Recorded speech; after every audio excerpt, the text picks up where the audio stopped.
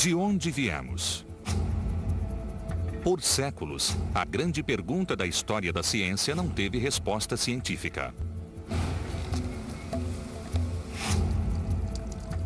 Então, a primeira evidência de um ancestral humano deu início a uma revolução científica. Esta é a história da busca pelas origens da raça humana. Ela abrange 1,5 séculos de procura incansável, que construiu e destruiu as carreiras dos maiores cientistas da área. Para uns poucos afortunados, uma descoberta daria um vislumbre do mundo desconhecido dos nossos ancestrais. Agora, juntando os fragmentos do passado, a história completa foi finalmente reconstruída. Abrangendo 300.000 gerações, cerca de 3 milhões de anos, é a história do nosso progresso, do macaco ao homem.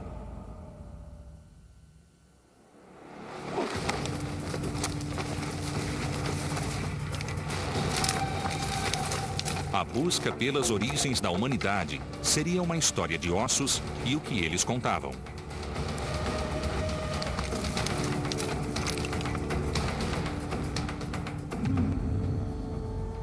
O primeiro capítulo dessa história começaria aqui, 40.000 anos mais tarde, na entrada desta caverna.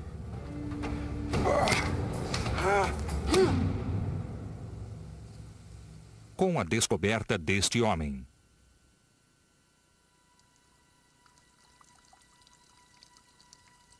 O ano era 1856 e a caverna ficava no Vale Neander, na Alemanha.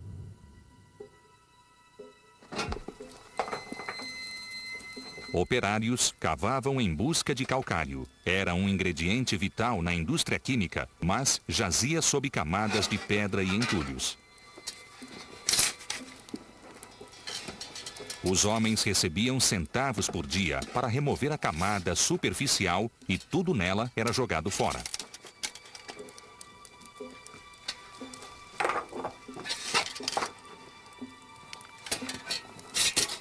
Então, uma pá atingiu algo que não soou como pedra.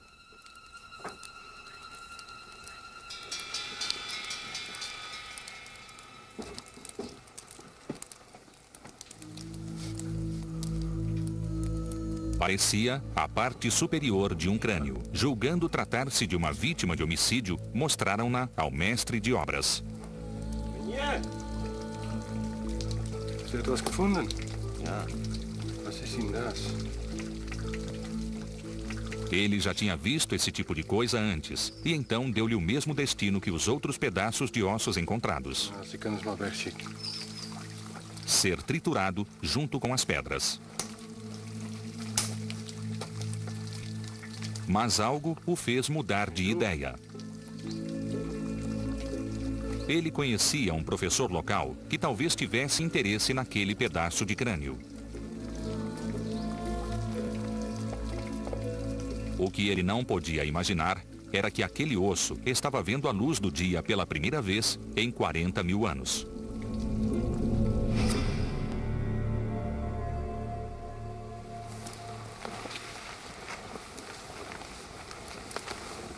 Europa Ocidental, 400 séculos antes de Cristo, quando o proprietário original do crânio era um ser vivente.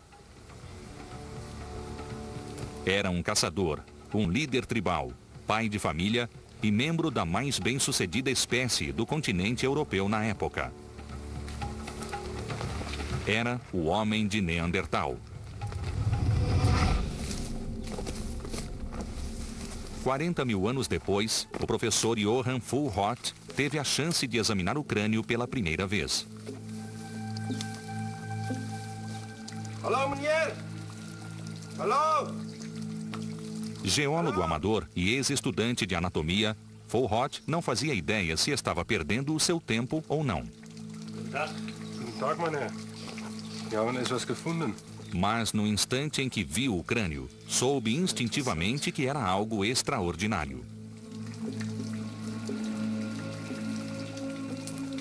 Parecia fossilizado, o que lhe dava milênios de idade e claramente não era de um animal. Mas tampouco era de um ser humano contemporâneo normal.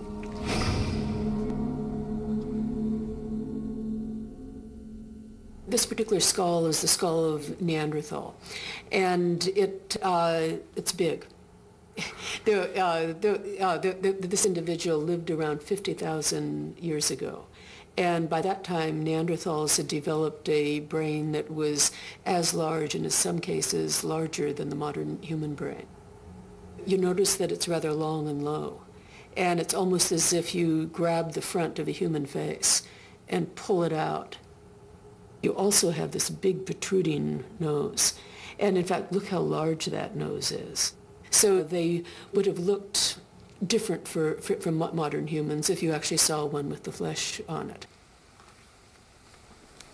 Cerca de 300 restos de neandertais foram encontrados da Europa ao Oriente Médio. E todos contam a mesma história. Uma constituição baixa e robusta, perfeitamente apta ao mundo em que vivia. E era um mundo inóspito. A Europa encontrava-se nas etapas iniciais da Grande Era Glacial. Em alguns séculos, esta terra estaria coberta por uma geleira de meio quilômetro de espessura. At this time, the climate was fluctuating quite extremely, and we do know that they survived some of the major cold snaps, the major glacial advances. O único modo de sobreviver aqui era com uma dieta rica em proteínas da carne. E isso significava ser um bom caçador ou morrer de fome. What we do know from the skeletons, that Neanderthals were very robust, they were very strong, but they also had this huge brain. As ferramentas achadas com os neandertais sugerem uma tecnologia sofisticada no uso da pedra. Suas armas eram as ferramentas para a sobrevivência e precisavam ser bem cuidadas. Se uma lança falhasse no momento crítico, a caçada fracassaria.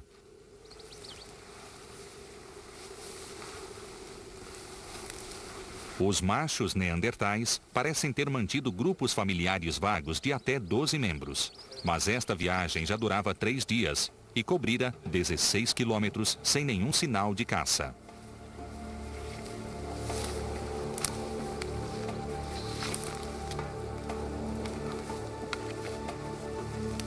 Até encontrarem dejetos animais. As cavidades nasais do Neandertal eram únicas entre os hominídeos, sugerindo um olfato muito apurado. Eles reconheceram o odor de uma corça. Esfregar os dejetos na própria pele ajudava-os a camuflar sua aproximação se alcançassem o animal.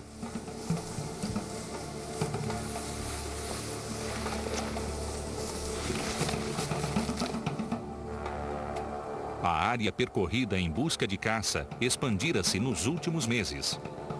O número de corças vinha caindo drasticamente e os caçadores não sabiam por quê. Eles tampouco sabiam que tinham concorrentes, os quais um dia os levariam à extinção.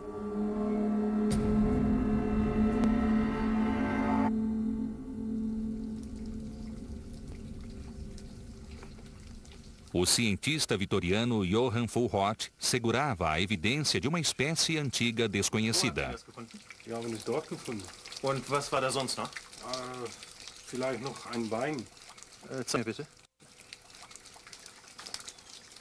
Era difícil até imaginar que criatura seria aquela sem mais vestígios, e eles não tinham muitos. Und wo ist der Rest? Wir haben sie weggeschmissen. Weggeschmissen? Ja. Wenn ihr jetzt noch was findet, schmeißt bitte gar nichts weg. Behaltet es für mich. Ja, meneer. Ich nehme jetzt erstmal diese 2 mit. Gut. Danke. Fulhort entregou os ossos a cientistas mais qualificados. Können wir wieder arbeiten. Porém, mesmo quando mais espécimes emergiram da mesma caverna, não puderam identificá-los. Opiniões variavam desde um bárbaro que combatera as legiões romanas a um cossaco russo. Talvez até mesmo uma vítima de deformidade congênita. Mas uma nova ideia começou a se propagar. O próprio Fulrott sugeriu que o Neandertal seria um ancestral remoto do homem moderno. Para muitos vitorianos, essa noção era a mais absurda de todas. Todavia, em 1859, 3 anos após a descoberta dos ossos, a noção tornou-se aceita. Charles Darwin publicou sua obra revolucionária, A Origem das Espécies. Ele sugere que todos os seres vivos descendem de formas ancestrais mais simples pelo processo da evolução. E se isso vale para todo ser vivo na Terra, então vale para nós também. 1859, Darwin publishes The Origin of Species. And a lot of people think that this book was paid attention to, but it wasn't. Most people couldn't care a jot about whether a fish evolved into an amphibian. No one cared. The big question, the question that everybody wanted to know is, where did we come from? And it's in the 1850s and 60s that science steps to the plate and says, I'm going to give you the answer. And boy, did they give us an answer. Se os humanos evoluíram de uma forma mais simples, para a mente científica a implicação era óbvia e perturbadora. Os humanos só podiam descender de macacos. O impacto na psique vitoriana foi profundo. Muitos acreditaram que a evolução os reduziria a pouco mais do que bichos. Darwin stayed away from that question. He knew he was going to get into trouble. He writes to friends and says, I'm not going to talk about that. Far too controversial. And it's up to other people, new scientists, a younger generation of scientists, coming on in the 1850s and 60s, seeing an opening, seeing that they could make a career if they were to answer this question, where do humans come from? A descoberta dos ossos neandertais fez a evolução tornar-se a principal discussão da época. Mas ainda permanecia pouco mais do que uma teoria sem embasamento. De repente, a atenção dos cientistas voltou-se para um ancestral que seria o nosso elo com os macacos, um homem macaco, um elo perdido. E eles iriam aos confins da Terra para encontrá-lo.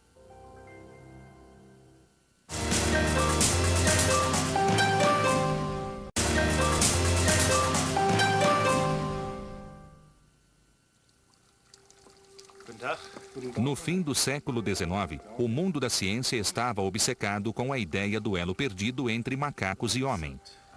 E o cientista alemão Fulrott acreditava que o homem de Neandertal era esse elo. Neanderthal seems so promising when it's first presented. It seems like it's going to be the answer. But on closer inspection, it starts to fall apart. Most importantly, the key fossils just seem to be too much like humans. Neanderthal, at best, is a man with some ape qualities.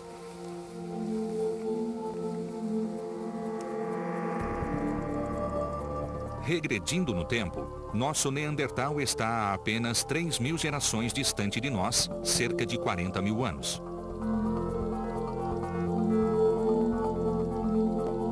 Encontrar um elo perdido significa retroceder ainda mais no tempo, até algo mais primata. A questão era, quão macaco e quão homem ele seria? I think the idea of a missing link came from a very simple view of evolution, and it's not surprising it was simple because, of course, these ideas were in their infancy. But people had this idea of fixed types. There were humans and there were apes. And an evolutionary transition between those two types would somehow combine the features of both types. There was no real conception that evolution could operate over vast periods of time, and there could be complex mixtures of characteristics. So people were looking for something essentially that would be halfway between a living human and a living ape. Mas onde encontrar a evidência? Na década de 1880, acreditava-se que seria onde macacos e homens primitivos coabitaram. Assim, a busca transferiu-se da Europa para o sudeste da Ásia e a ilha de Sumatra, habitat de homens e macacos.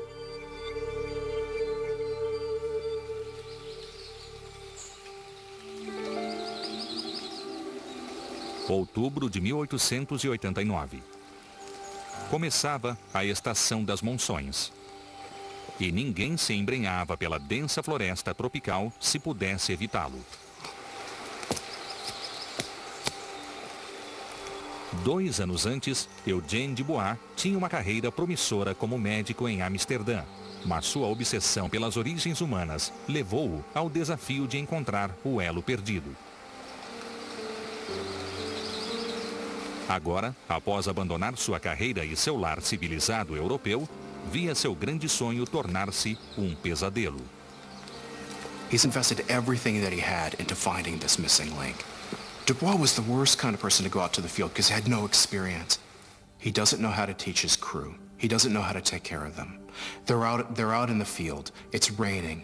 It's a complete shambles. Ele encontrou grutas onde esperava que houvesse fósseis.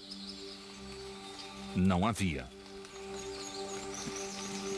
Seu engenheiro desistiu de cavar e todos os operários haviam partido ou estavam doentes.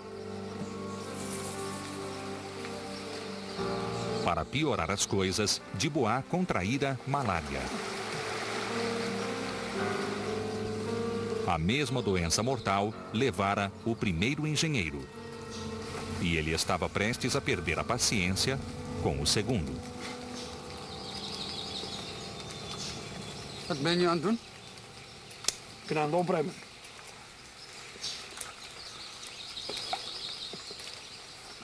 Ik moet betalen om dingen te vinden. Wat heb je nou eigenlijk gevonden in de afgelopen 2 weken? Genoeg. Daar is dit. O engenheiro acabara de perder seu colega e não era pago há 1 mês. Mas isso nada significava para Dubois. Poor Eugene, he desperately wants to find something, desperately wants to make a name for himself. He comes up with absolutely nothing. Após meses na selva, Dubois só obteve ossos de animais em troca do tempo e do dinheiro gastos. Is dit? Is het alles? Ja, meneer. Nou, dat is net niet goed genoeg. Dubois had many trials and tribulations, and someone who was not as driven, not as determined, not as obsessed, I'm sure would have given up and gone home. Daar is niks. We hebben gezocht. En dan kijk je toch weer. Kijk zo! Sorry. Er zijn genoeg mannen daar. Ik weet niet wat ze voor hier zo lelijke werkers denken. Oh, vind er een dan! Wat? Je hebt me gehoord. Vind een dan! Dubois percebeu que sua busca ao elo perdido fracassara. Ik ben ontslagen. E despediu o seu engenheiro. Goed dan! Goed dan!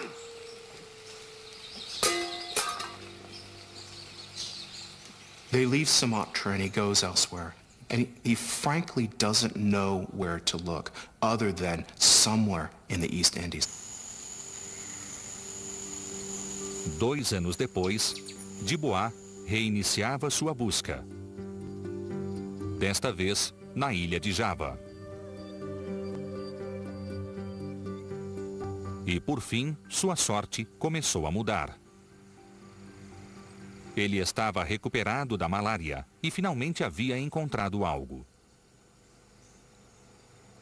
Alguns dentes fossilizados que ele julgava serem muito antigos e vagamente primatas.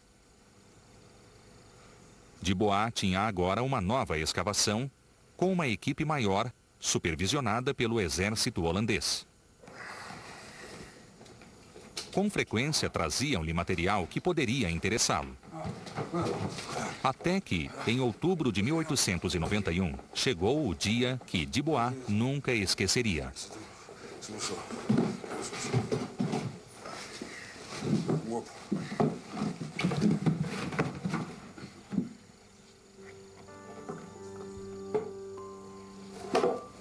A entrega desse dia continha um crânio fossilizado.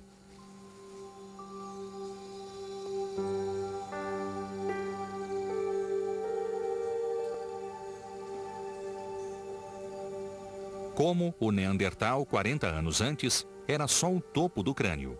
Mas mesmo assim, mergulhou o seu descobridor em um frenesi de especulações.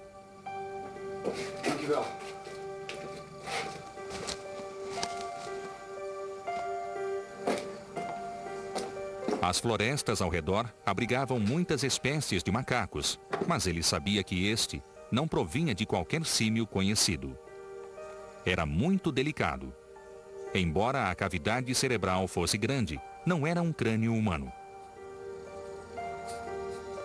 Poderia, então, ser de um homem primitivo, mais próximo às nossas origens primatas? A única coisa com que lhe ocorria compará-lo era o Neandertal.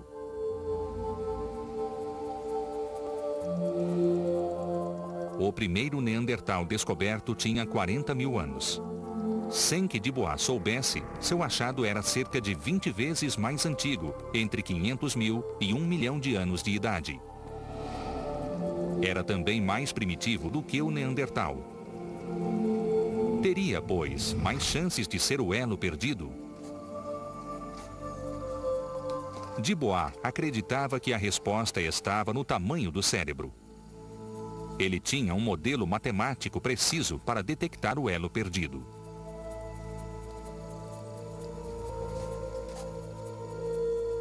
Sua cavidade cerebral precisava ter a metade da humana e o dobro da de um chimpanzé.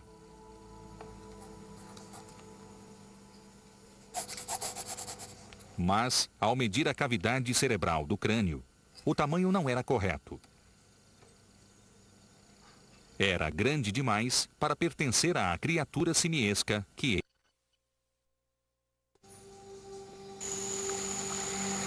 Mais evidências emergiram da escavação, aumentando a confusão de Dubois. Um fêmur fossilizado. O formato sugeria que seu dono caminhava ereto sobre as duas pernas como um homem.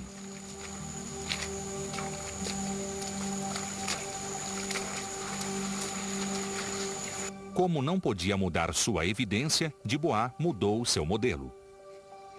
Concluiu que o elo perdido devia ter um cérebro quase tão grande quanto o nosso. E ficou tão convencido por sua parca evidência que escreveu ao governo colonial holandês anunciando ter achado o elo perdido. Ele o chamou de Pithecanthropo erectus, homem macaco bípede. Se ao menos pudesse vê-lo, foi um dos mais bem-sucedidos hominídeos que já andaram sobre a Terra.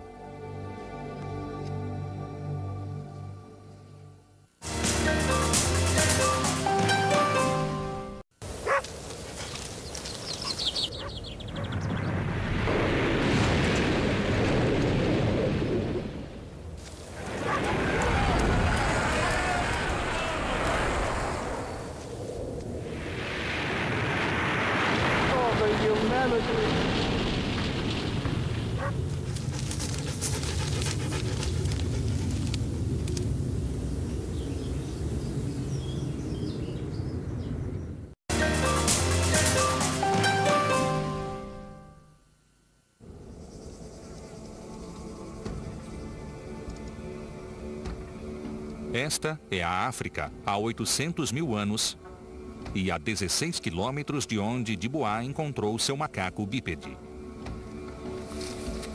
Contudo, esta é a mesma espécie, hoje chamada de Homo erectus, ou homem em pé. Eles foram capazes de colonizar a África, a Ásia e além, graças a uma combinação única de aptidões físicas e mentais. Com cerca de 1,80 m de altura, eram anatomicamente semelhantes a nós, e o seu cérebro tinha 2/3 do tamanho do nosso. O Homo erectus estava prestes a tornar-se humano. E uma das principais razões disso era a dieta.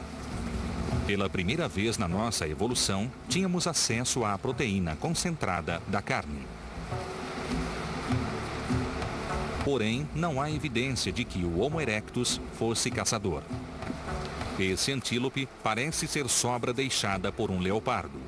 As lanças eram usadas para afastar os predadores.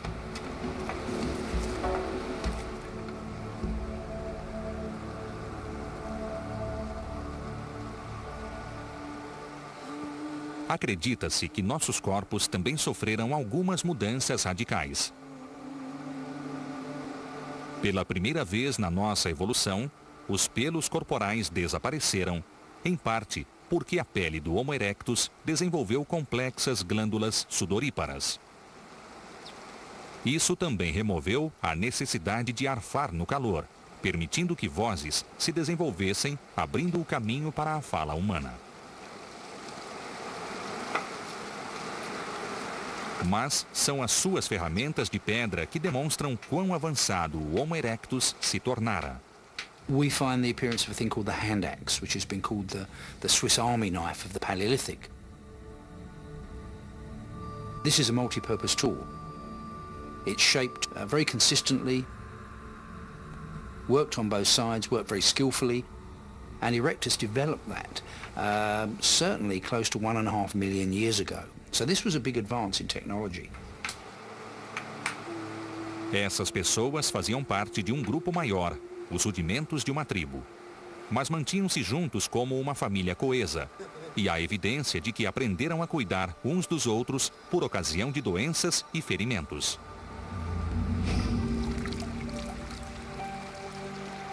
O fêmur que Dubois encontrou em Java tinha uma cicatriz em comum com vestígios claros de dano e reparo. It's incredible. It seems to have broken at one point and healed. So whoever it was that owned this leg not only was severely injured, but repaired it in their own lifetime. And that's important because if you broke your leg out in the wild, you'd be dead. You'd have no chance of survival, except if you were with a family, if you were with a village, if you were in a society. There's a family system around that individual. Havia segurança no seio familiar, mas a própria família nunca estava fora de perigo. Leopardos percorriam esses lugares.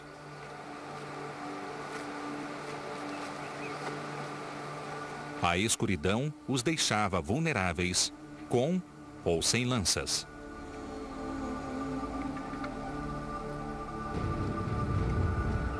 E uma tempestade se avizinhava na tarde quente, capaz de trazer um indesejável predador em busca de abrigo.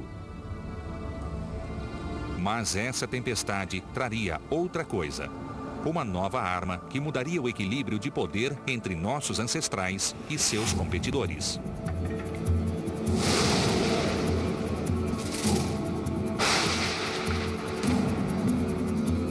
Uma das peças mais importantes do quebra-cabeças evolutivo humano foi um presente da natureza.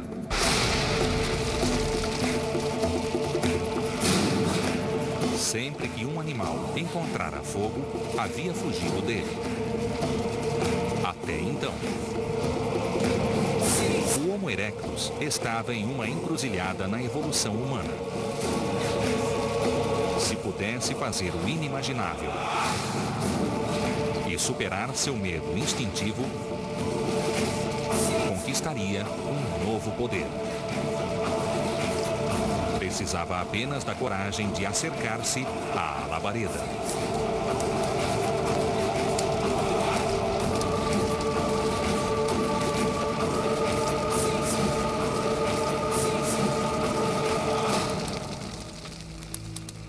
When humans tamed fire, this was obviously a huge step forward, and it must have been a remarkable event for people to face up to fire and learn how to control it rather than running away from it, which is the natural instinct. And once they could do that, once they could capture fire and eventually even make it at will, this was a huge advance. The impact of fire was enormous on human evolution.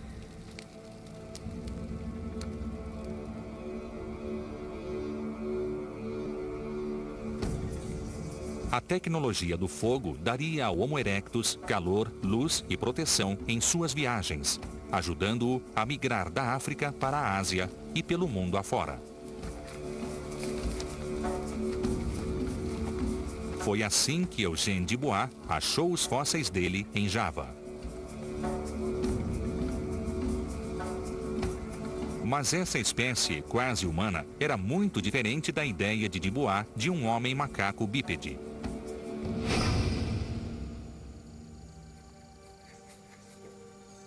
Ele acreditava ter achado a mescla perfeita de características símias e humanas de um elo perdido. Agora tudo o que tinha a fazer era convencer o resto do mundo.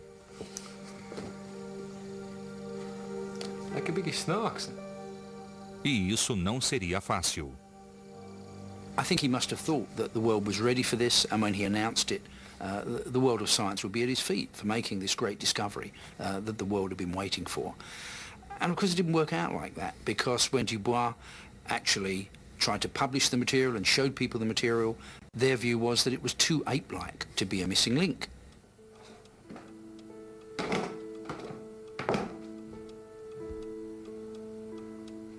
Dubois estava convencido de que seu fóssil representava o elo perdido, mas o mundo científico rejeitou sua reivindicação.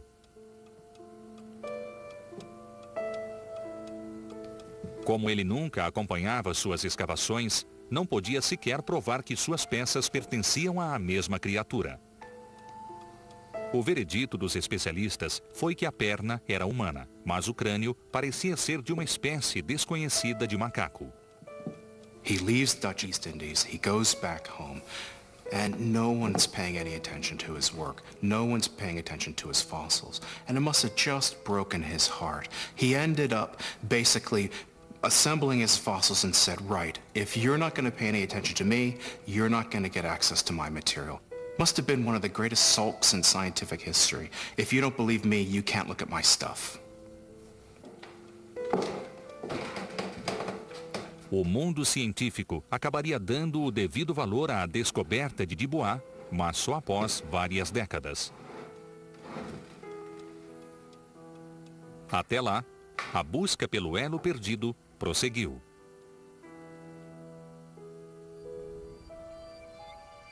No começo do século XX, a atenção voltou da Ásia para a Europa. Porque na Inglaterra foi feita uma descoberta que estarreceria o mundo. E criaria um dos maiores escândalos da história científica. Arthur, look, look. Teeth. Surgia um novo candidato que se encaixava perfeitamente à ideia do elo perdido. Perfeitamente até demais. Well, Dr. Watson, what do you think? Como as fraudes costumam fazer.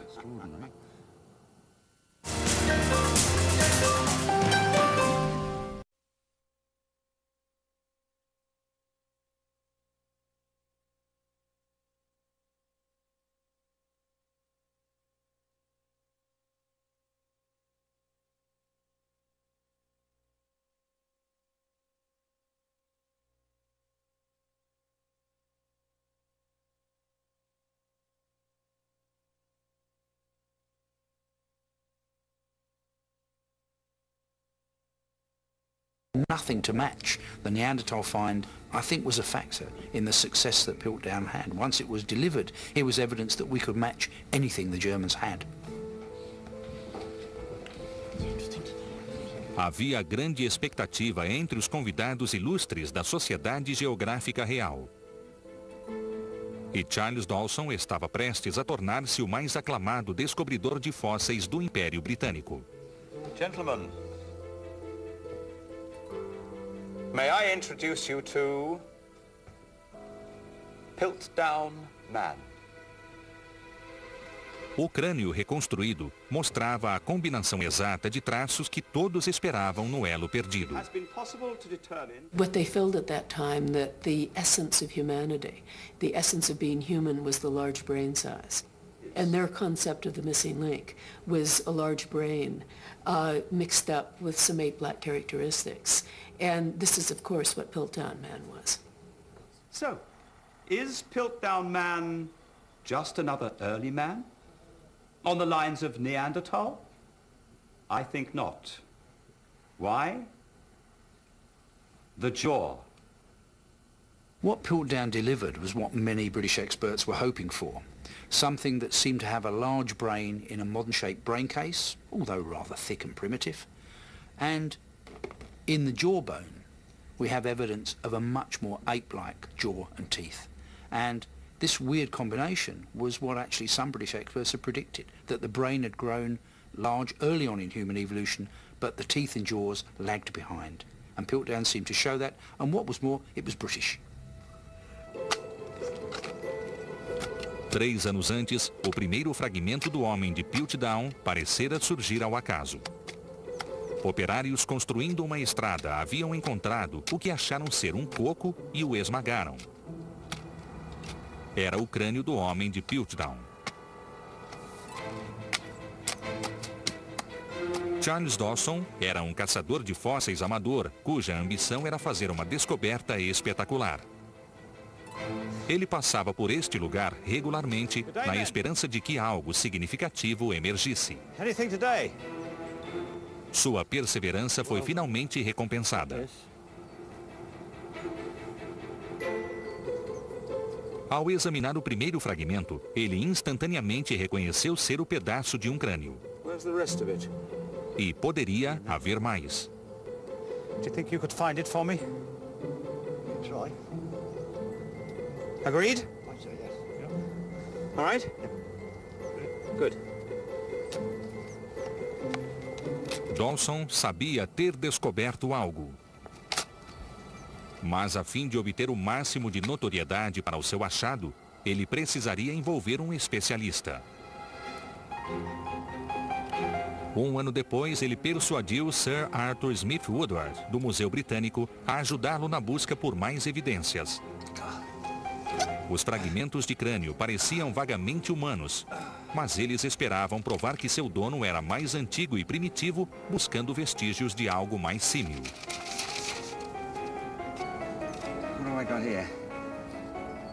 E rapidamente encontraram. This is definitely not a stone. Arthur, look, look. Teeth. What? We've got teeth.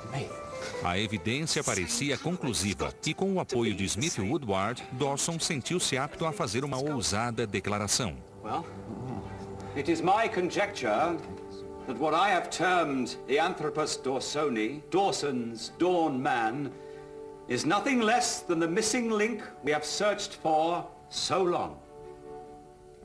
Thank you. Para as autoridades científicas da Inglaterra, ali estava o que tanto aguardavam. O perfeito elo perdido. Um homem macaco inglês de cérebro grande. The fossils are perfect for a missing link. Some of it seems to be human, some of it seems to be ape. It just fits perfectly right in between. In your search for an ancestor, that's what you want. You know, it was almost too good to be true. But because everyone was looking for something, because everyone wanted to find that first Briton, nobody dug deeper. Gentlemen, please, gather round.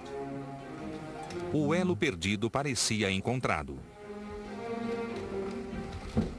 Mas enquanto Dawson saboreava seu momento de glória, sua audiência ignorava que todos ali haviam sido tapeados pela maior fraude da história científica.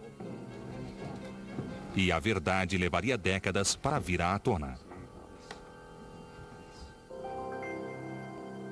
Enquanto os especialistas ingleses se contentavam com fraudes, um tesouro científico de verdade era descoberto.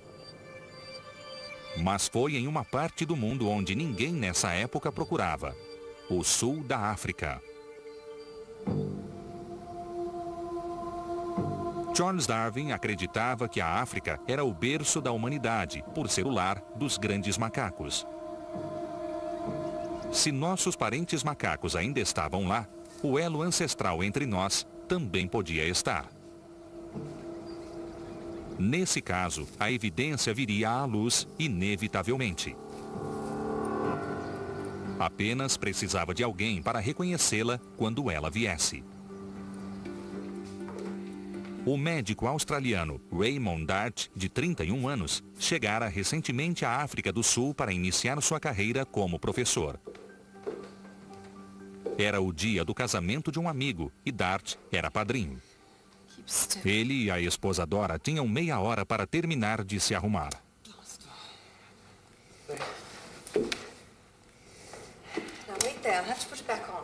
Mas a mente de Dart estava distante.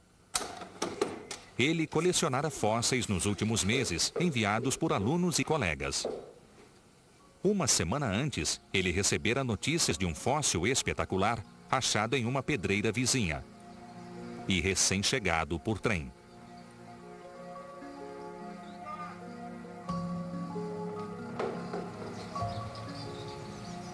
Thank you, gentlemen. Just leave it inside the door there. Thanks. Faltavam minutos para as obrigações cerimoniais de Dart, mas a promessa de uma descoberta espetacular estava acima de tudo. I'll be one moment. I'll be quick. I just want to make sure it is what I think it is. You can't go burrowing in boxes of rubble now, Raymond. Please just leave them alone until tomorrow. Quick.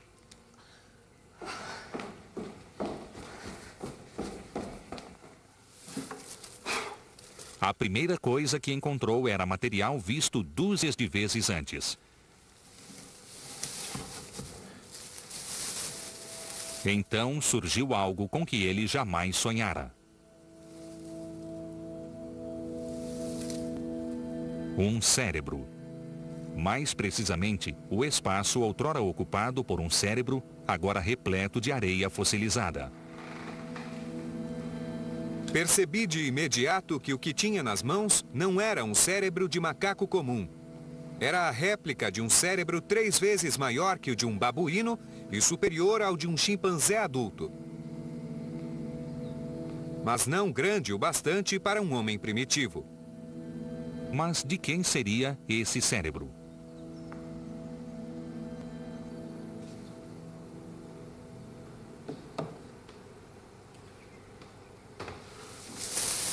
Dart procurou por algo mais da mesma criatura.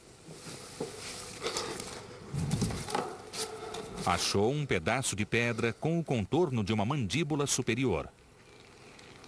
Atrás dele havia um espaço oco.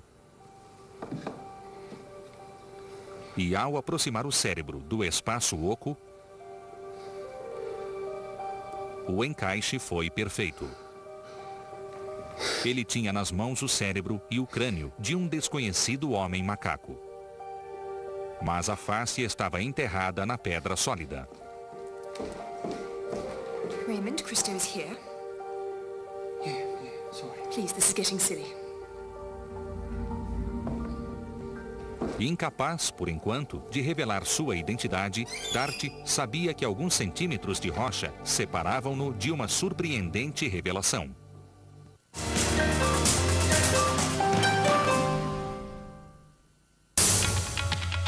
Esta noite, um delicioso percurso pelas fábricas de doces mais famosas do mundo. Saboreie as comidas típicas das festas americanas. Detalhes sobre o álbum que lançou Bob Marley e The Wailers ao estrelato internacional.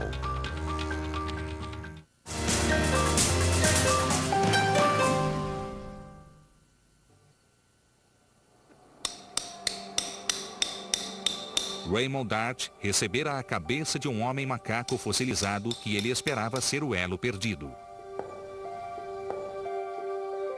Mas estava metida em um pedaço de pedra sólida. Custou-lhe 7 semanas de trabalho duro revelar a identidade dele.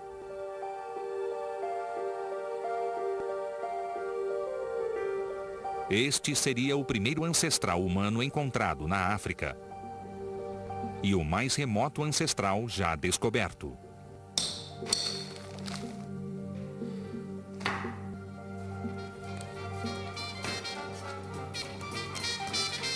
A hora da verdade chegou na véspera do Natal de 1924.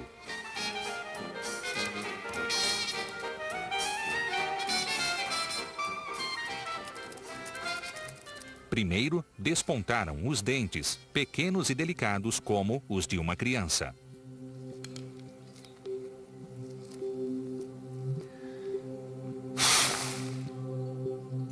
Então, surgiram os contornos do crânio, mais símil do que humano.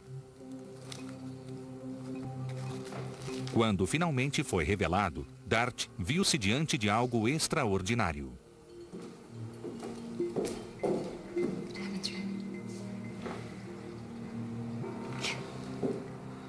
Uma combinação de traços humanos e símios nunca antes vista na face de uma criança. It's a baby. It's a baby. O fóssil foi achado na pedreira de um local chamado Taung. Por isso, Dart batizou-o de criança Taung. Seu nome científico é Australopiteco africano, o macaco do sul da África. Ele remontava a mais tempo que o Neandertal, com 40 mil anos. Ou o Homo erectus, com mais de meio milhão. Atribuía-se a Piltdown cerca de 1 milhão de anos.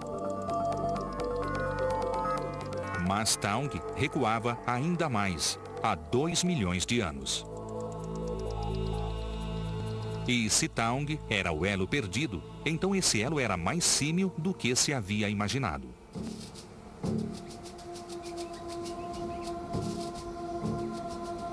Ele também situava o lar de nossos ancestrais firmemente na África pela primeira vez. Esta é a África do Sul há 2 milhões de anos, o mundo da criança Taung. Como na savana de hoje, a comida era escassa. Havia poucos frutos para colher. Esta é a mãe de Taung. Com pouco mais de 1 metro de altura e cerca de 34 quilos, ela não era caçadora, mas suplementava sua dieta colhendo restos deixados por predadores. Tal qual um chimpanzé, ela usava pedras para quebrar ossos, a fim de extrair deles o rico tutano. Mas os predadores a quem ela devia seu almoço gratuito nunca estavam longe. You've got saber-toothed cats. You've got giant hyenas. You've got hunting hyenas. A whole plethora of carnivores, very dangerous carnivores that we don't have anymore. And they would have all been eating or going after things like the Taung child or even Taung's mother. Ocupada com os restos de uma carcaça, a mãe colocou o filho perto dali, sob a sombra de uma árvore.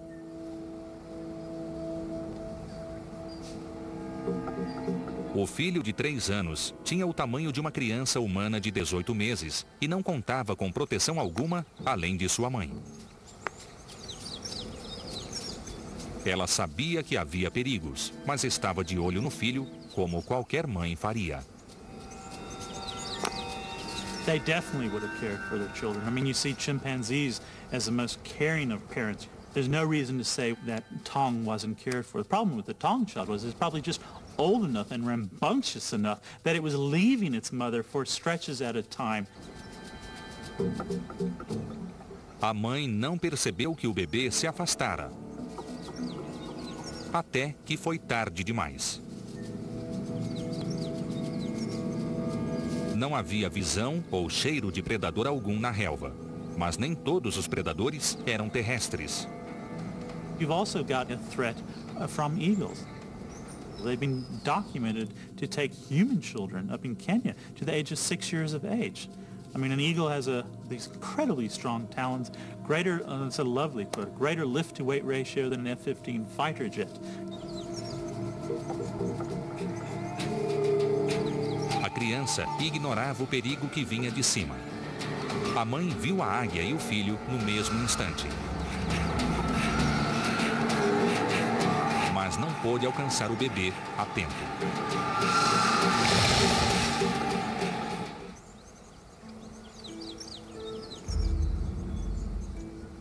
O crânio de Taung foi encontrado com cascas de ovo e outros crânios quebrados, típicos espólios presentes em ninhos de águia.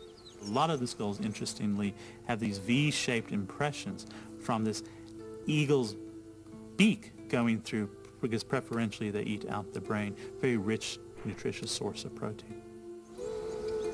Essa criatura pequena e indefesa era o elo perdido de Raymond Dart. –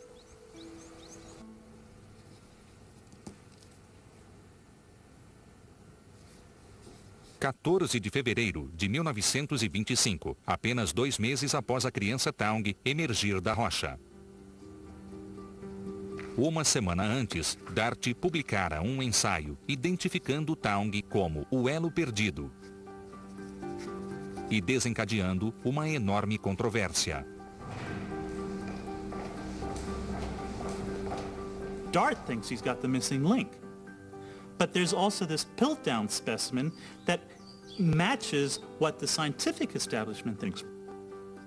Pensava-se que o crescimento do cérebro conduzira à evolução humana. E Piltdown tinha cérebro grande e dentes de macaco.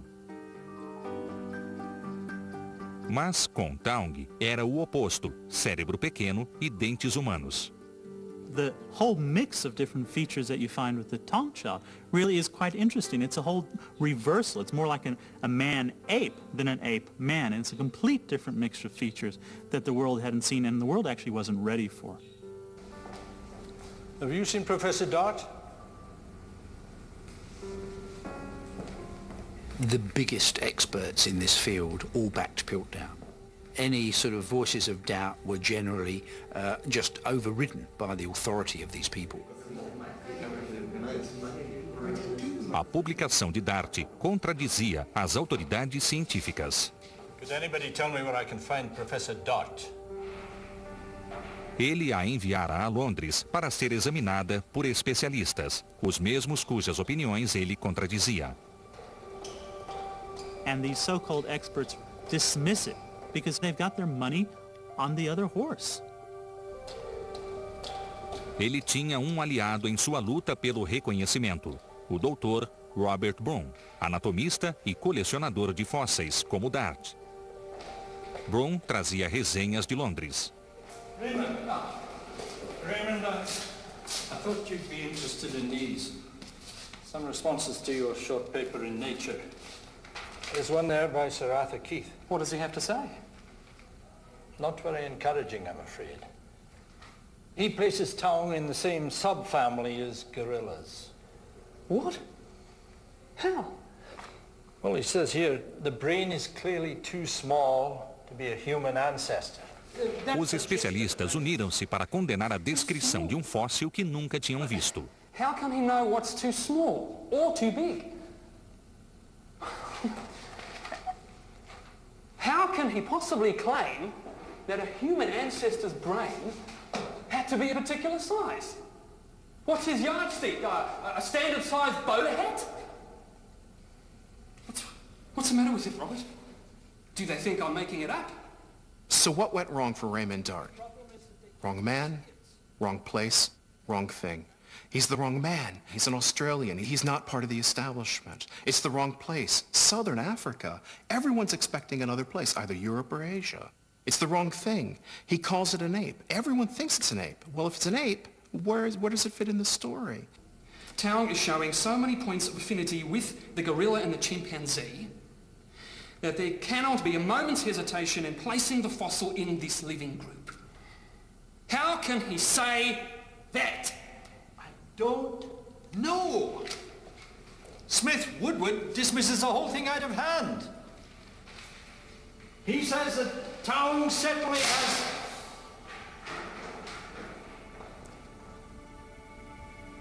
Sorry, old man.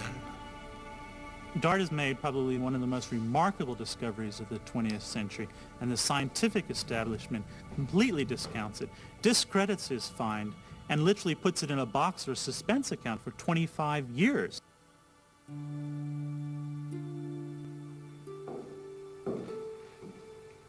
Nas décadas de 1920 e 30, a obra mais lida sobre origens humanas nem sequer mencionava o achado de Dart.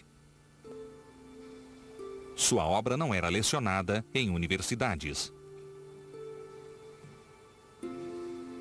Dart had suffered an incredible amount. I mean, Dart was really put in kind of scientific obscurity. And it really is not until the late 40s that he starts, again, once that tide of opinion starts to turn and shows that he was actually correct. Demorou 1/4 de século de escavações nas cavernas sul-africanas para que surgisse a evidência que Dart precisava. Mas no final da década de 40, uma dúzia de fósseis iguais a Taung finalmente provaram que ele estava certo.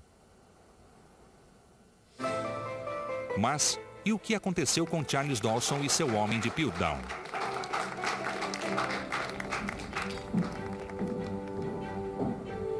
"40 anos depois de emergir como principal candidato a elo perdido, o fóssil Piltdown foi examinado cientificamente pela primeira vez e finalmente desmascarado como o que sempre foi, uma fraude. There was embarrassment and puzzlement, astonishment, disbelief in some cases that this thing was not genuine. But I think for the greater world of science, there was relief, particularly outside of Britain, because so many people by then had decided there was something peculiar about Piltdown, even if they couldn't put their finger on it. No Museu de História Natural de Londres, cientistas aplicaram testes químicos recentes. Mas tão logo uma amostra da mandíbula foi perfurada, eles notaram algo estranho. Um inconfundível odor de carne queimada. Só podia vir de um osso orgânico, não fóssil. Portanto, a mandíbula não tinha mais do que alguns milhares de anos. E arranhões claros podiam ser vistos na superfície dos dentes. Originalmente de um macaco moderno, eles foram limados para parecer humanos. O conjunto inteiro, pintado para parecer antigo, era uma fraude. Nunca foi provado quem era o fraudador. Mas, junto com Piltdown, morreu uma antiga ideia, a de que um cérebro grande definiria o elo perdido. Outra coisa devia anteceder a evolução de um grande cérebro, de modo que uma nova teoria substituiu a velha. O que definiu o alvorecer da raça humana não foi o crescimento cerebral, e sim o uso de ferramentas. Em algum lugar da África, jaziam os fósseis do nosso primeiro ancestral ferramenteiro. E no fim dos anos 50, um homem esteve à beira de encontrá-lo.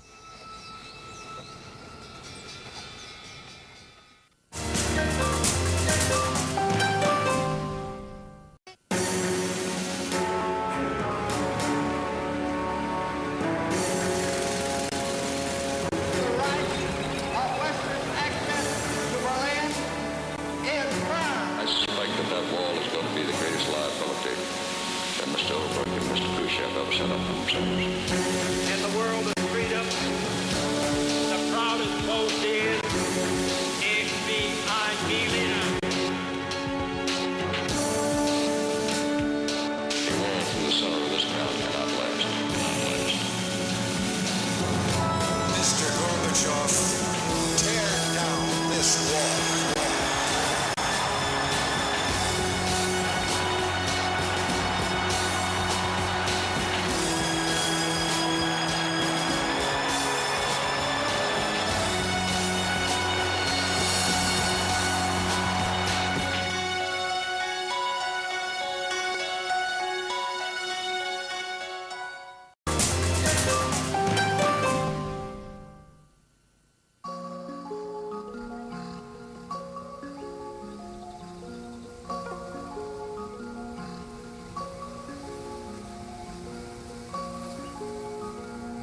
Em 1915, um menino chamado Louis Leakey procurava por instrumentos de pedra perto de sua casa.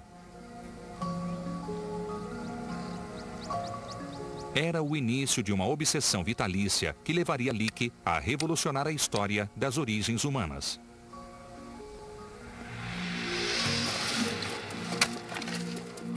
"44 anos mais tarde, Leakey procurava pelo elo perdido.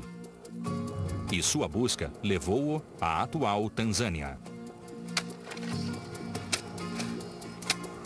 Leakey persuadira o mundo científico a ver o elo perdido como o primeiro ancestral humano a confeccionar ferramentas. Agora, ele precisava encontrá-lo. E contava com a ajuda de sua segunda esposa, Mary, e o filho dela, Jonathan. You got something, boy. Eles encontraram muitas ferramentas, mas nem sinal do ferramenteiro. E Leakey já procurava há 22 anos. Sua sorte mudaria em breve.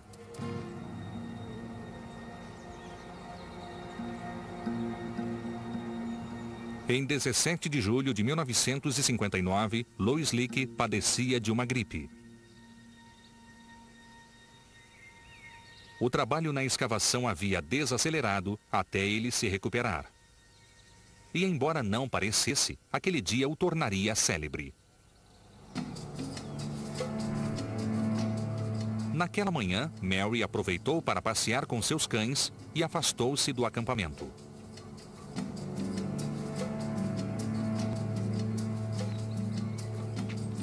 Ela não esperava encontrar fósseis, mas as chuvas daquele ano haviam trazido vários deles à superfície. Ao examinar o solo acidentado, ela detectou um formato inconfundível exposto na terra.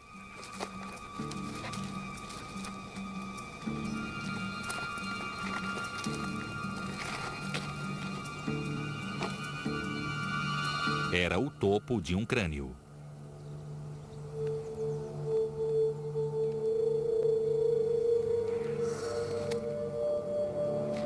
Mary convenceu-se de que este devia ser o ferramenteiro que procuravam.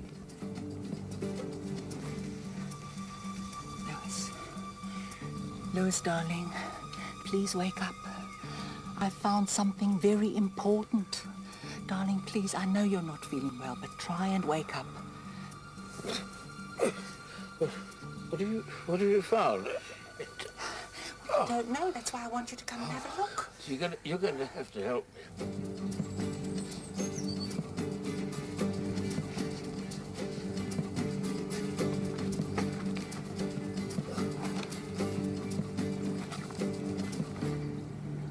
Louis Leakey esperara 20 anos para encontrar o seu ancestral humano ferramenteiro.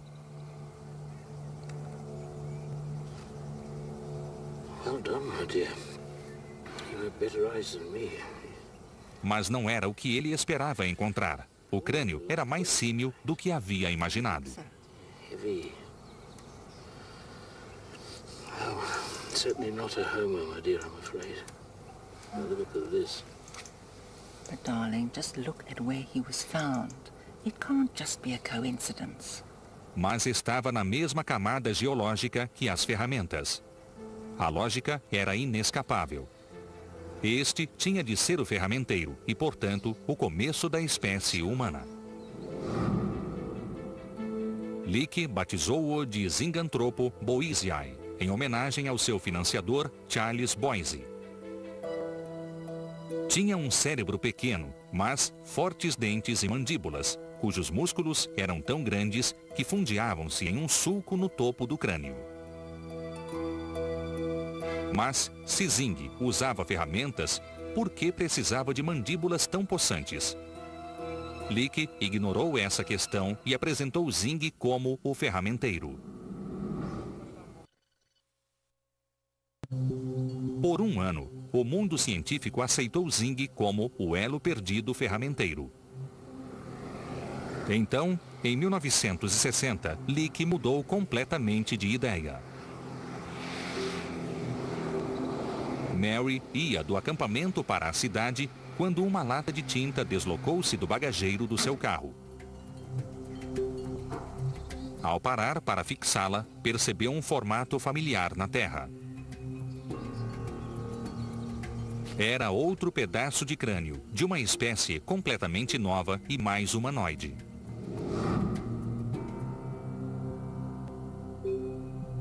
Leakey decidiu que aquele era o seu ferramenteiro há muito perdido. Ele o chamou de Homo habilis, literalmente, homem hábil.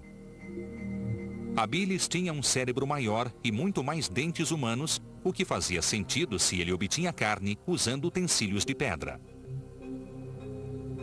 Embora os utensílios de Habilis fossem pouco mais que pedras quebradas, eles marcaram o início da tecnologia humana da pedra. Mas se Habilis era o ferramenteiro, por que Zing também foi achado com as ferramentas? Leakey has stumbled across an incredible discovery, and that discovery is humans and human-like organisms coexisting in Africa at the same time. No início da década de 60, o modelo da evolução humana foi questionado e, com ele, a própria noção de um único elo perdido. Por mais de um século, o modelo da evolução humana tinha sido uma linha reta. Começava com uma forma evolutiva inferior, um ancestral macaco. E terminava com a mais avançada criatura na Terra, o ser humano moderno. E em algum lugar no meio tinha de haver o elo perdido entre os dois. Por isso, Zing ocupou esse lugar.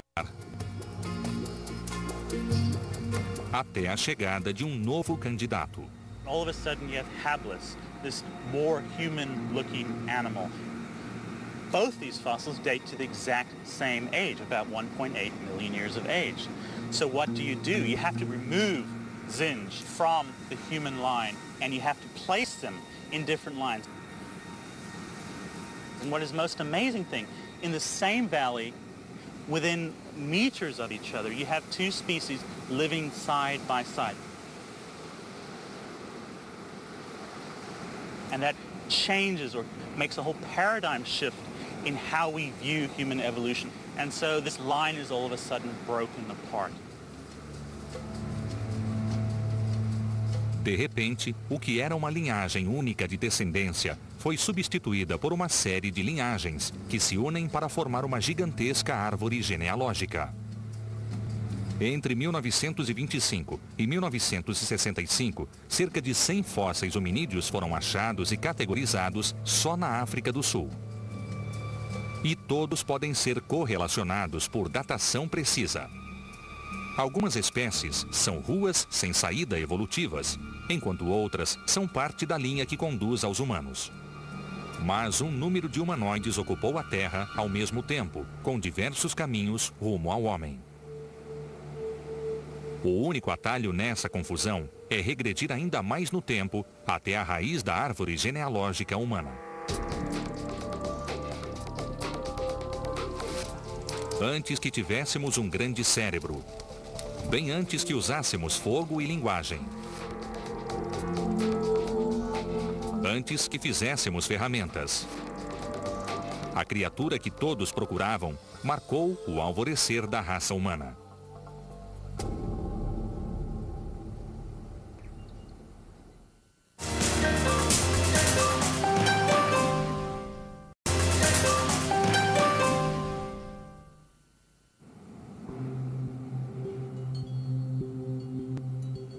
De novembro de 1974.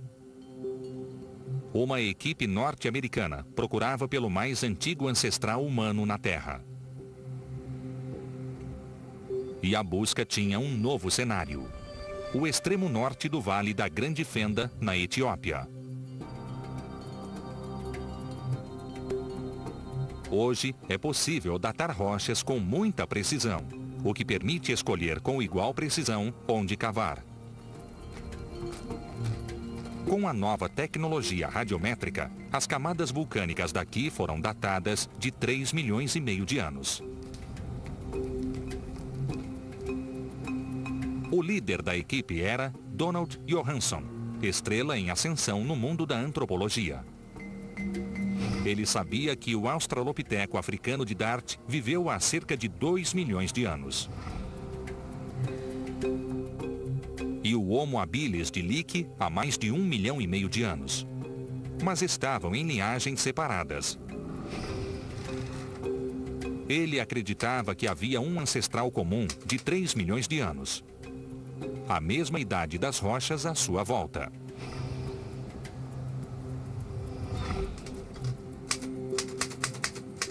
Johanson andava afastado das escavações por tarefas burocráticas que ocupavam o seu tempo.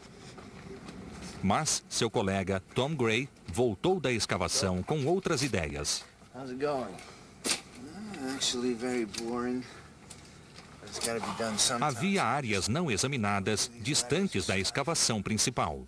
You need a break? I was thinking of taking a hike out to Bed 3. Yeah? You wanna come? I don't know. I gotta finish this. I mean, this is pretty urgent. I gotta do something. A ânsia por cumprir o que se propusera fazer aqui dominou Johanson. Let's go. Ele tomou uma decisão que mudaria a sua vida.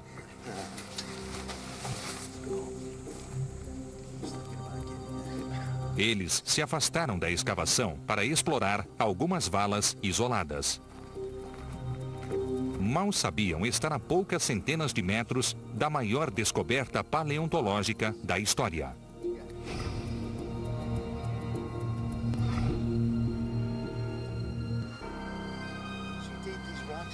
Mas ao cair da tarde, pouco tinham a recompensá-los por seus esforços. Depois de horas procurando, a temperatura atingia quase 40 graus. E tudo o que haviam encontrado eram dentes de um cavalo extinto e parte do crânio de um porco.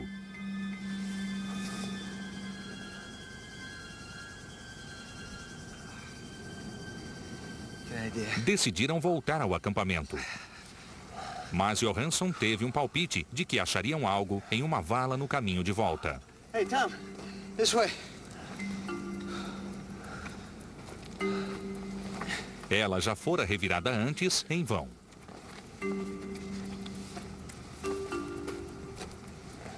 Hey man, what's up? Mas nesse dia, algo captara o olhar de Johanson. Come here, Tom. Uma forma na terra que parecia regular demais para uma pedra. You see that?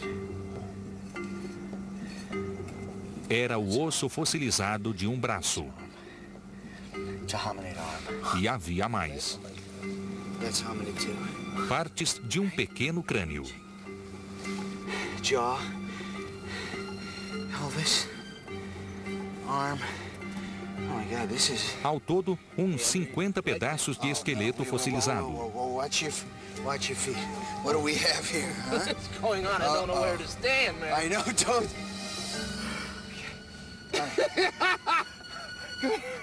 This is it. This is what we've been looking for. I can't believe it. Uma ideia incrível lhe ocorreu. E se todas as peças encaixassem? Seriam partes de um esqueleto único e extremamente primitivo? Hey, guys! Come on! Come on! Yes! Se Don Johanson estivesse certo, ele encarava o mais completo esqueleto de um ancestral humano já descoberto. Oh my God, this is it.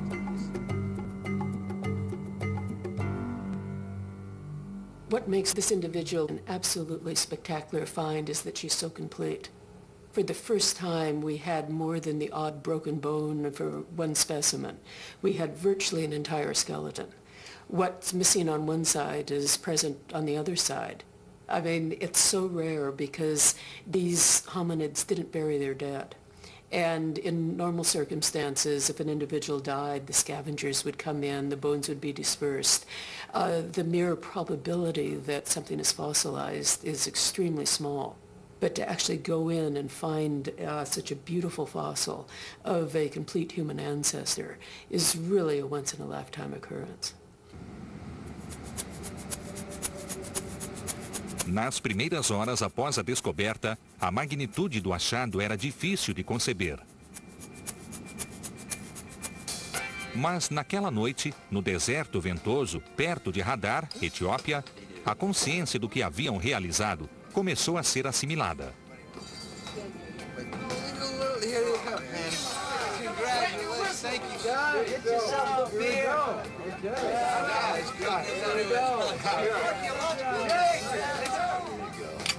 Inspirados por uma música dos Beatles, Lucy in the Sky with Diamonds, o novo fóssil foi batizado Lucy.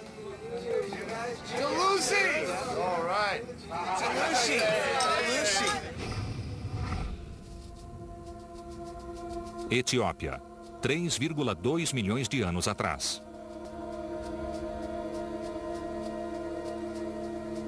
Este é o Australopiteco afarense, Lucy. She put together the pieces of what one of our ancestors at this point in time really looked like. And it was a huge shock because what she looked like was basically a chimpanzee. Lucy era um arborícola de uma terra em mudança. Por 50 milhões de anos, seus ancestrais habitaram as árvores da África. Mas a terra, outrora coberta de florestas, agora cedia espaço para a relva e bosques espalhados. Sua dieta básica eram frutos das árvores, como este figo. Mas uma árvore não a sustentaria por muito tempo. E ao contrário de seus ancestrais, ela já não podia saltar para uma árvore vizinha. Era preciso achar outro caminho. Mas Lucy fez algo que nenhum macaco jamais fizera. Ela ficou em pé e caminhou sobre duas pernas. No corpo e na atitude, Lucy era um macaco, desde sua dieta ao cérebro pequeno e habitat. A grande diferença era o seu modo de andar. Isso fazia toda a diferença do mundo. O caminhar ereto é a primeira peça do nosso quebra-cabeças evolutivo. O primeiro passo para tornar-se um ser humano. The initial ancestral change that we see in human evolution is not brain expansion. Interestingly, it's not even stone tools.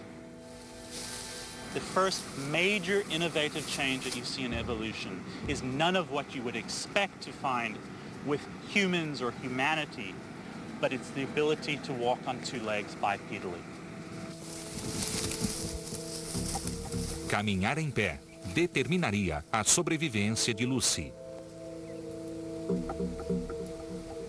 Ela vivia em constante busca de alimento, o que implicava em achar uma árvore de onde extraí-lo. Ela ficava no chão o mínimo possível, pois sabia ser vulnerável. Lucy não tinha defesa contra leopardos e tigres dente de sabre, exceto o refúgio das árvores. Mas em pé, ela podia enxergar mais longe do que qualquer ancestral seu.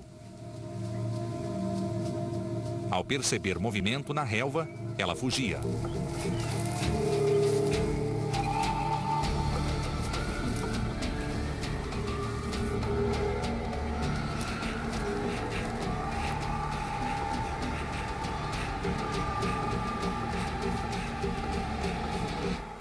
O que quer que fosse, predador ou não, partira. Mas o equilíbrio de poder entre o predador e sua presa já começou a mudar.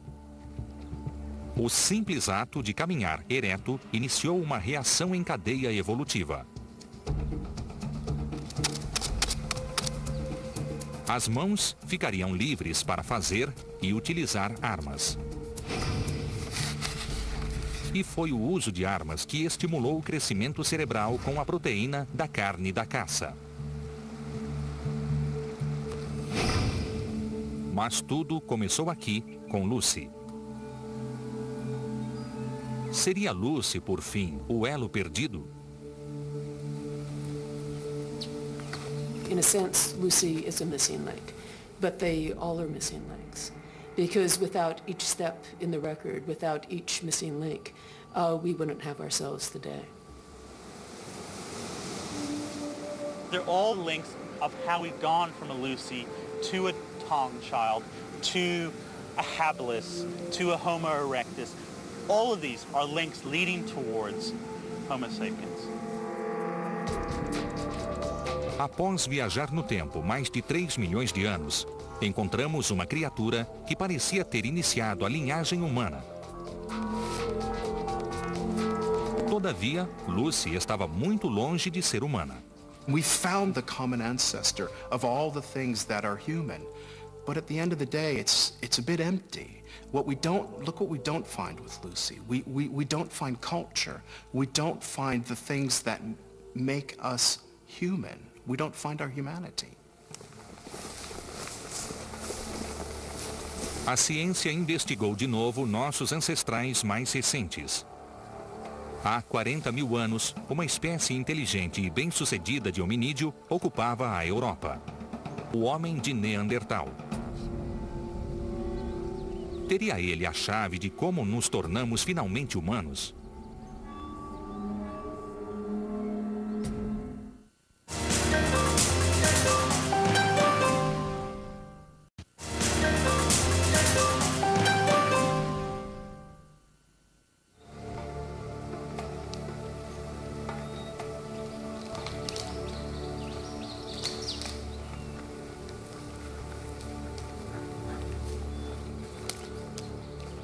Quarenta mil anos atrás, caçadores neandertais farejavam uma corça nas florestas da Europa Ocidental.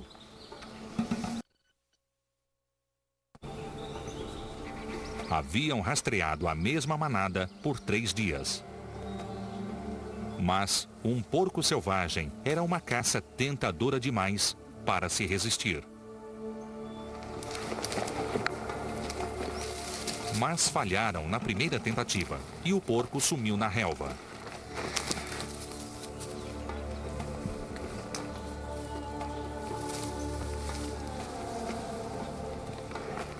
Os neandertais planejaram encurralar sua presa. Habilidade para organizar, improvisar planos e se comunicar são aptidões humanas avançadas. A pergunta é: teriam se originado aqui com o Neandertal? Exatamente quão humanos eles eram. Junho de 1996, no Museu da Renânia, Alemanha. O cientista genético Matthias Krings, da Universidade de Munique, está prestes a tentar responder essa pergunta.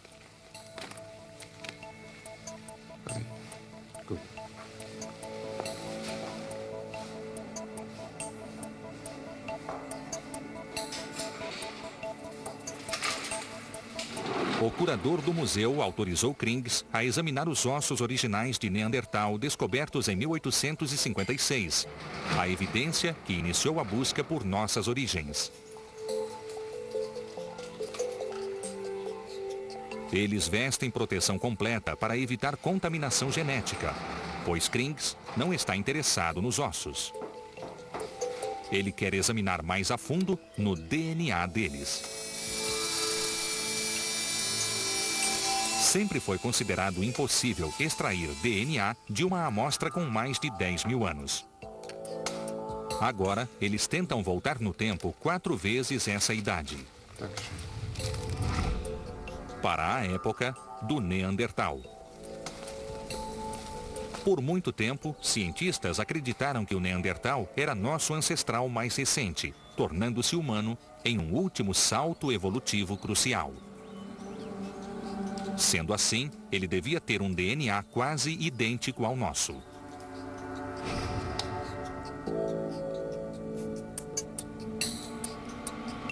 Em Munique, Matthias Krings tinha os dois grupos de resultados de DNA, Neandertal e Homem Moderno. Und? Was siehst du? Was sehe ich? Ich habe keine Ahnung, was ich sehe. Das kann doch wohl nicht richtig sein. Entre duas pessoas deve haver uma média de 8 diferenças no mesmo trecho de DNA. 1, 2, 3, 4. Mas entre as amostras humana e Neandertal, Krings contou cerca de 4 vezes mais variações. Das ist was anderes. Das ist was völlig anderes. Ich habe sowas noch nie gesehen. Mann, bist du dir sicher?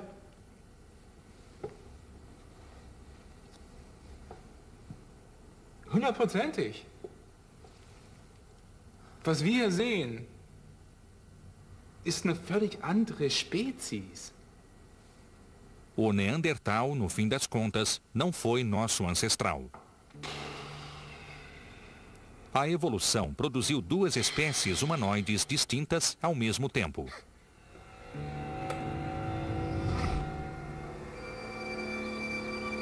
Mais cedo ou mais tarde, elas estariam cara a cara. Enquanto os neandertais tentavam desentocar o porco, outros caçadores chegavam à mesma floresta. Outra espécie humana. E eles ouviram o mesmo porco. At the time Neanderthals went to extinction, we know anatomically modern humans, people like us, had also moved into Europe and were competing with them perhaps for those areas where it was slightly easier to catch the game. Modern humans that have larger group sizes, more efficient tools maybe, they might be just that better at hunting. O plano dos neandertais para encurralar o porco parecia ter falhado. Eles o perderam de vista na vegetação. Mas então ele ressurgiu mais abaixo da colina. Na verdade, os humanos modernos chegaram lá antes.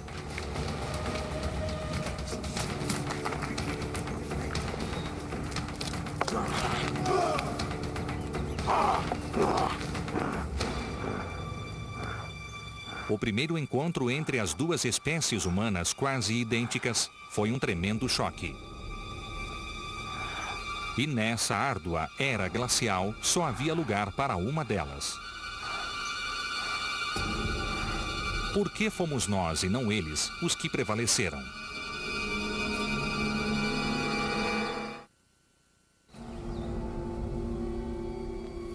A primeira evidência de humanos modernos na Europa data de 40 mil anos. Mas a ocupação neandertal se estende até 150 mil anos atrás. O que eles não sabiam é que eram aparentados.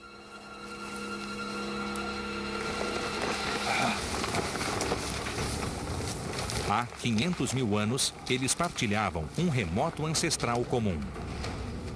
Um descendente do Homo erectus. De seu lar africano, seus ancestrais migraram por metade do mundo, espalhando-se até o sudeste da Ásia e o norte da Europa. Aqui, eles emergiram como o homem de Neandertal. Mas os que ficaram para trás na África evoluíram também. E há 200 mil anos, uma nova espécie surgia. Era o Homo sapiens, o homem moderno. Eles também eram caçadores, mas alguns cientistas sugeriram que eles suplementavam sua dieta com peixe, estimulando o desenvolvimento cerebral. Evidências sugerem que sua cultura desenvolveu-se mais rápido, que seus grupos sociais tornaram-se maiores e mais complexos, e que também migraram devido à superpopulação e à mudança climática.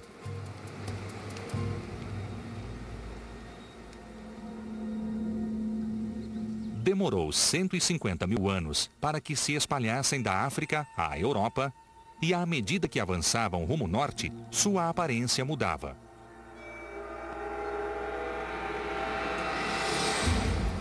Eventualmente alcançaram seus primos perdidos, os neandertais.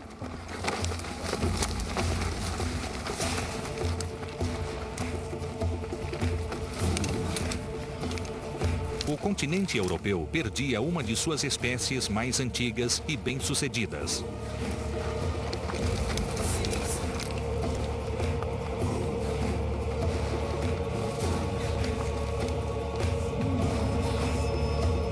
Após 12 gerações, o último Neandertal desapareceria.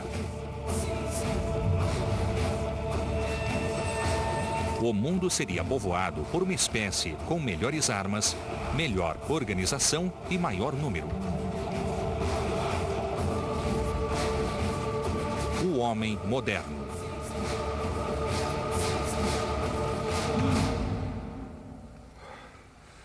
Pela primeira vez na nossa história evolutiva, estávamos completamente sós. A última espécie hominídea sobrevivente na Terra. 40 mil anos depois, o Homo sapiens colonizaria o mundo todo sem concorrência.